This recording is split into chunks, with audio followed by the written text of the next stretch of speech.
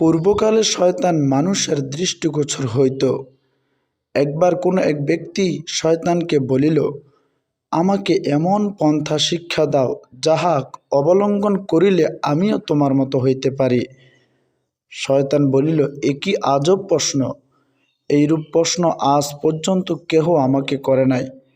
তোমার কি প্রয়োজন হইল? লোকটি বলিল, ইহা আমার মনের আকাঙ্ক্ষা।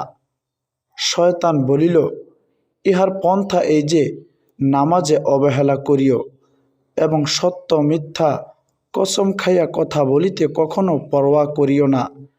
লোকটি ততক্ষণ বলিয়া উঠিল, আমি আল্লাহর সঙ্গে প্রতিজ্ঞা করিলাম, জীবনে কখনো নামাজ ত্যাগ করিব না, আর কসমও খাইব না।